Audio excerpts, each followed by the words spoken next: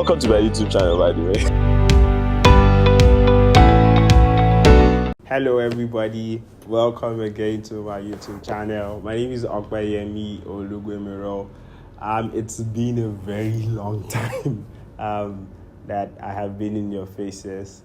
I just felt like taking a break, and I think the break now extended to like a very long one. But it feels good to be back here. And I think yesterday is my yesterday. It doesn't have to be a yesterday. I went out and I just felt like, okay, let's just get this done. And one of the first names that came to my head is one of my favorite persons. And so I'm going to be having an impromptu conversation with him. And I hope it's as exciting as I think it is on my head. Yeah. Introduce yourself. Impromptu. Introduce yourself. I'm Kitan David. That's how am I supposed to do it?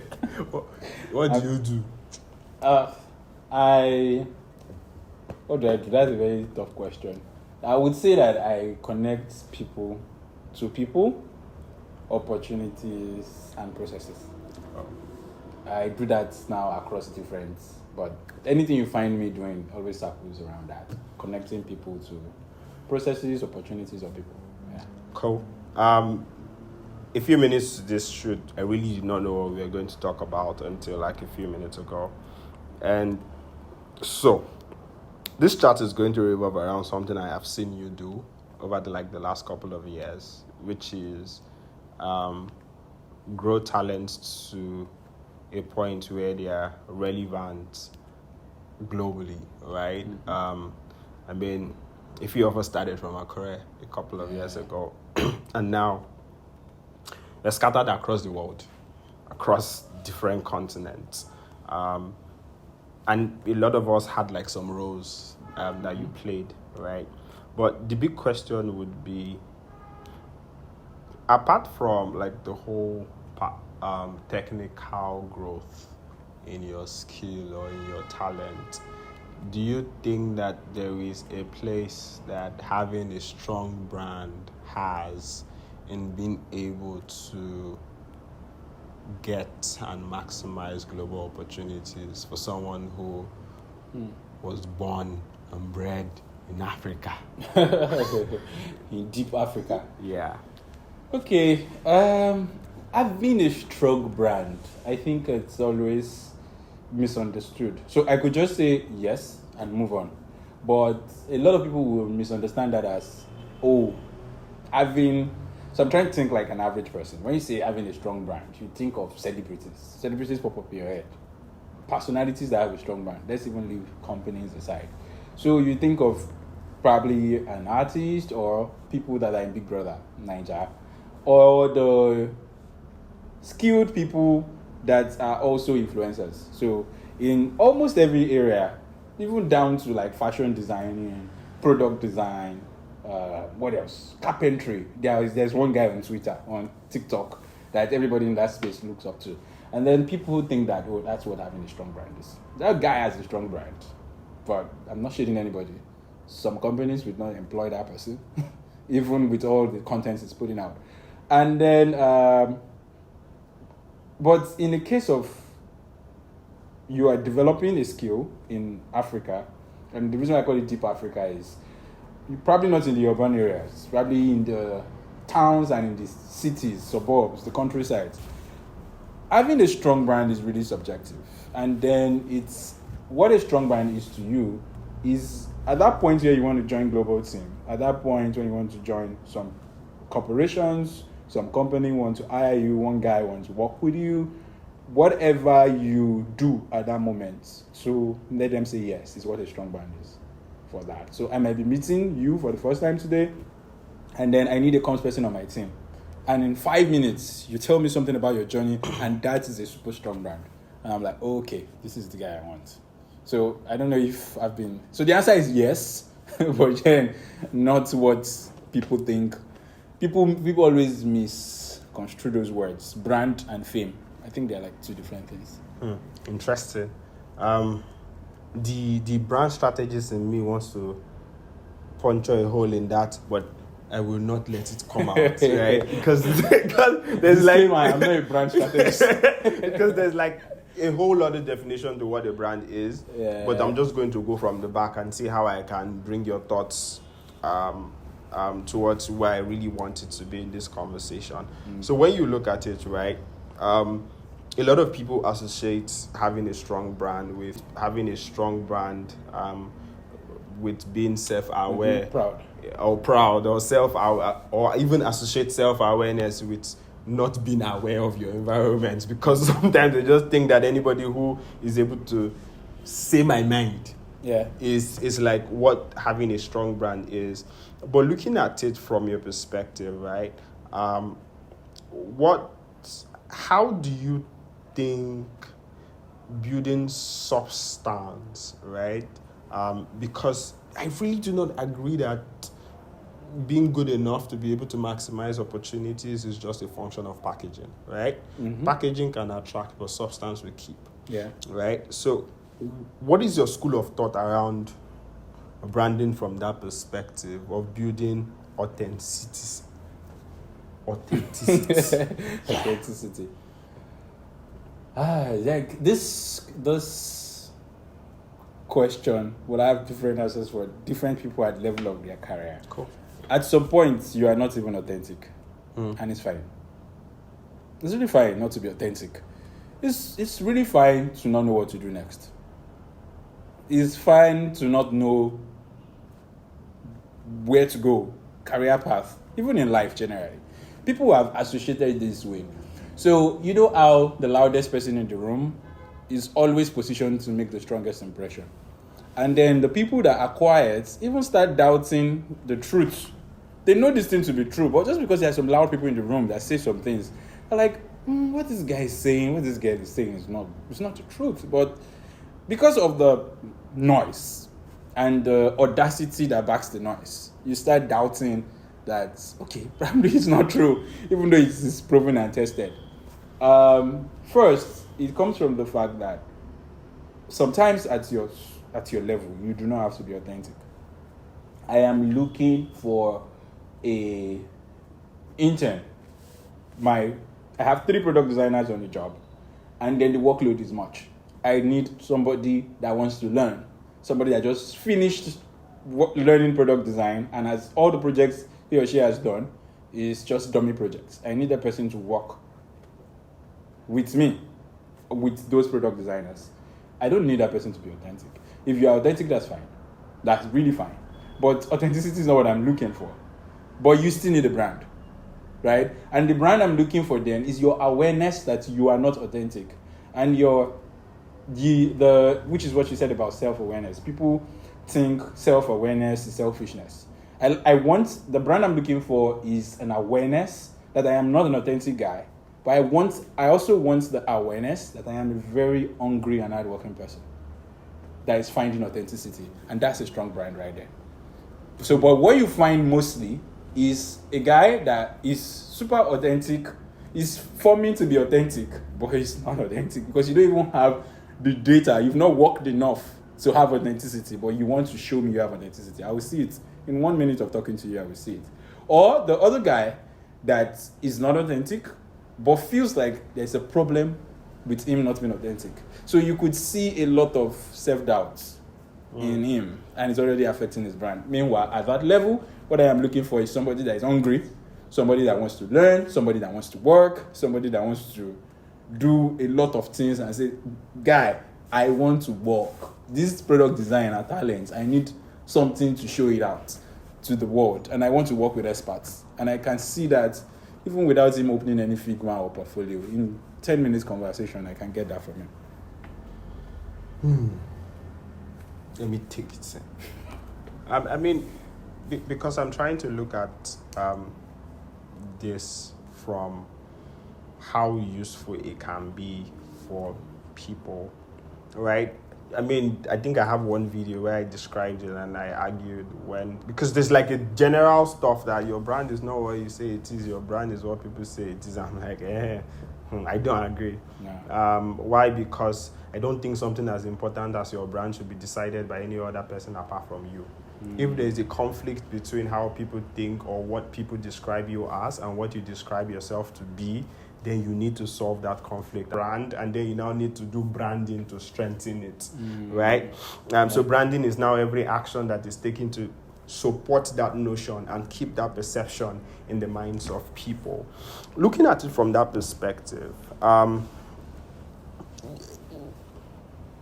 there are realities that make our expectations sometimes different, right?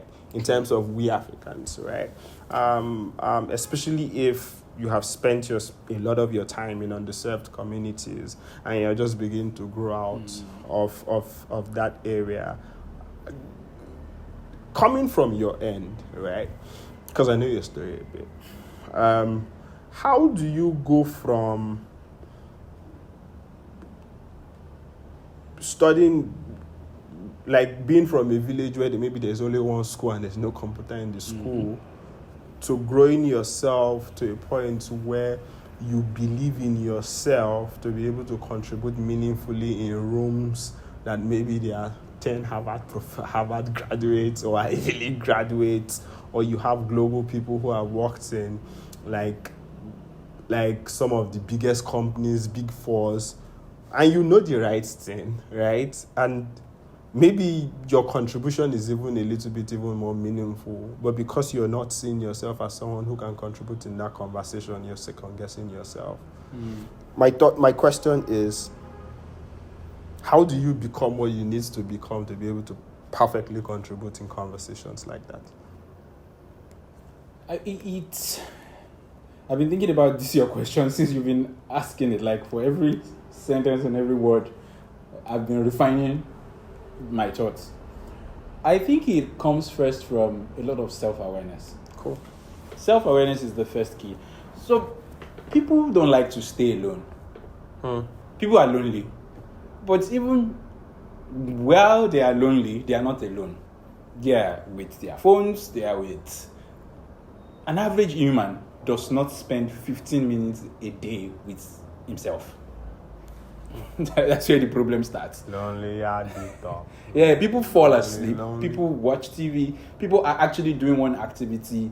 They get lost in thoughts and then they fall asleep and they repeat. So starting with when I was speaking to someone that, we're sort of friends, and then he was asking questions around this. I said, start with 13 minutes every day.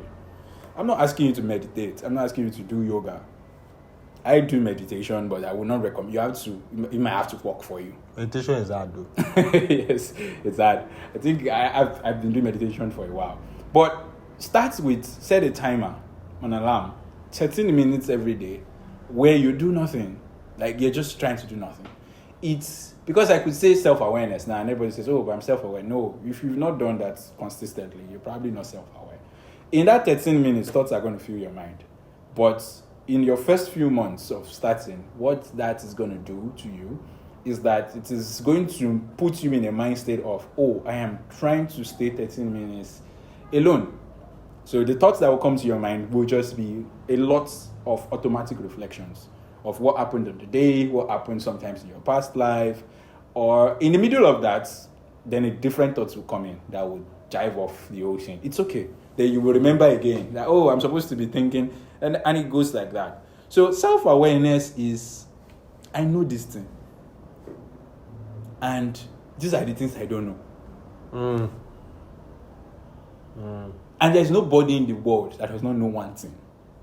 It's just that, again, the voices in the room. I grew up in a small part of Ile-Ife, for example. The first time I'll be climbing on stage and be speaking to anybody, vice presidents, presidents, addressing all of these people in the room. Yeah, I had stage fright. I probably thought, but parts that listens. And to be honest, if you are true to yourself, you're self-aware, you know what you know, and you speak with all audacity on what you know because it has been well tested. You've been working 7 hours a day for the past 5 years, 6, 7 years on this thing. Whoever is better than you will never see you as proud. That's the truth. Because for them to be better than you, they've crossed that phase that you are in currently. So they just know, oh, this guy is on something great. They don't see you. Whoever sees you as proud, if I'm true about what I know, and I know it has been tested. It's not booger. I've been on this road for like 14 years, and I know this shit, and I'm saying it. And somebody thinks that that's pride. While I am true to myself, it's just what I know. I am confident enough to say it, and I am humble enough to listen to you because you know something that I don't know. If you still see it as pride, probably you don't even know this thing in the first place. Because you are not supposed to see it as. I mean, Ronaldo will not come to a football club in Yaba, a local football club in Yaba, and see one guy that is dribbling everybody and scoring and is really playing actual football and see him as proud. Because, I mean, that's Yaba. Ronaldo will say, well, I used to play on Portugal Street. I was like this guy. But if some guy that claimed that he has played in some league that we don't even know has to come and say, oh, you're a proud guy, I'm going to ask, like, Egmont, you sabi the boss, F. Yeah, so, I mean, to just connect the dots in, like, the conversation that we just had, or, like, what you just shared, it's a lot around, first of all, like, knowing your stuff. Mm-hmm. Then, secondly, being confident enough to share, which is a function of understanding what you know and what you do not know. And then the last one is confidence, humility, like being able to know that even if I want to say something, if there's a need to listen, I have to listen. Yeah. I think if you combine both, it can help you like have that conversation in rooms, right? Definitely. But I think to just end, because I think this would be like my last question for you. Having worked with people from underserved communities across different verticals, young ones with the seed box, people who are in the university when you were in school, and now people who are post-school, still in different communities scattered across Africa. What would you say have been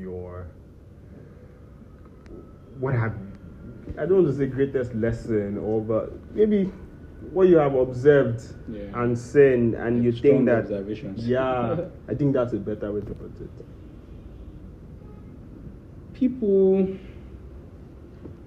One observation that comes to mind is that people that have not really tasted what it means to live, grow up, or have your reality formed by underserved communities. And I don't want to say rural, because some communities are rural and they are not underserved. Like, there are some elites. Okay, don't let us go into nomenclature now. In underserved communities, is people think that they don't dream enough. Like, oh, if you're in the underserved communities, you don't dream. But people fail to realize that their ability to dream there's a cap on the ability to dream. And I'm not saying this to shade anyone. I don't have enough knowledge on how some things work in the media space. You've worked with media companies. When Jeff Bezos was going to space, I have a lot of interest in space. Right? When Jeff Bezos was going to space, I wanted to see it, like stream it. I streamed Richard Branson going to space. So space and AI is like some things that consume my data. And I just saw, sorry, this thing is not, whatever English they used, this video is not available in your country. Actually said country. And I'm like, what the? It's not going to just stream. I just want to watch. Like, why is it not available to just watch? And then I used VPN, and then I watched it. But some skills are so basic that you feel everybody should know. The understanding of VPN and how to use VPN looks like quantum physics to some people. Some people do not even know that there's something called space. So even know that there's a Jeff Bezos that is trying to go to space. Right? And then these people still come first in their classes. These people still have very strong soft skills. I grew up in a lot of underserved communities because my dad is a missionary. So moving from village to village, city to city, if you see how some elders handle conflicts in a community, you'll be like, wow, this man has some mad soft skills around conflict resolution, diplomacy, like how to balance conversations. But I mean, his vocabulary is capped, right? His exposure is capped. He doesn't even know that that singular skill can put him in the UN for whatever, so he doesn't chase it.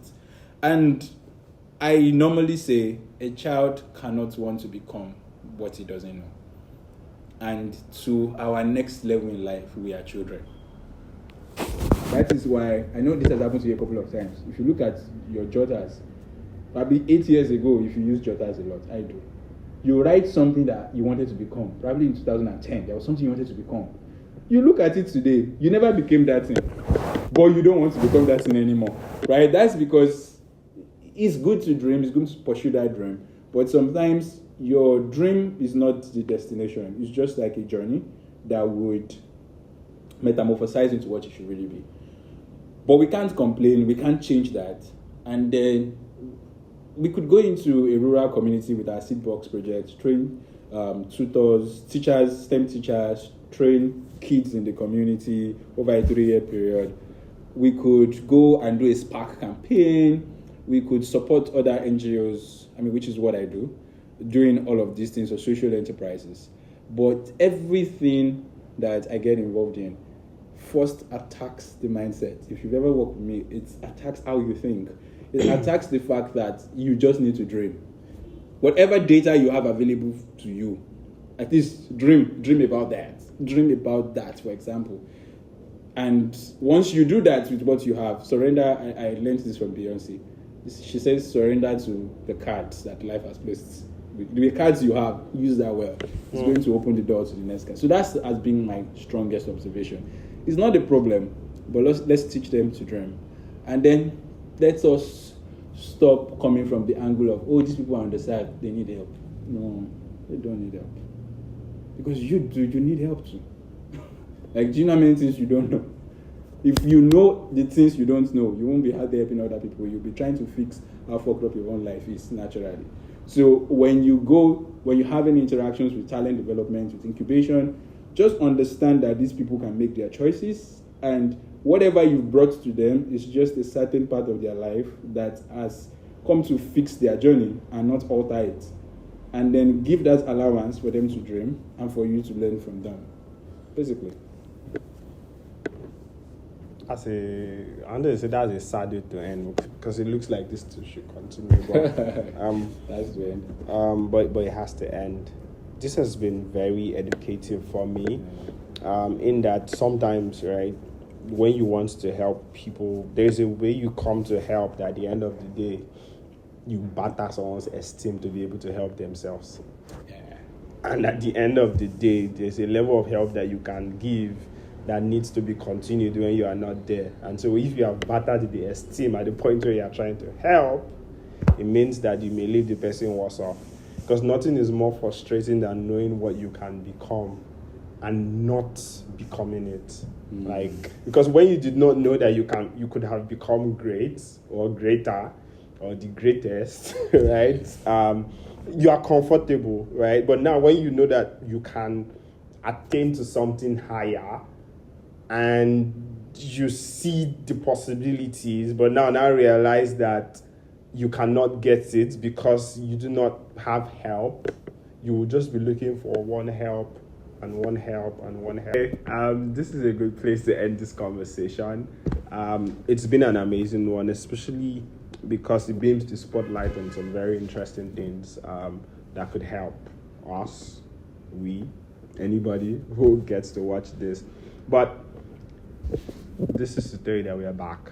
I'm going to be shooting a lot more videos. And now I don't know if it's going to be just branding, but there is a new Ogbemiro brand unveiling, and as I continue to evolve around getting to understand what it is, this is the channel to look. Watch, like, subscribe, and click the notification icon so that you can get a new video whenever it drops it. What he said.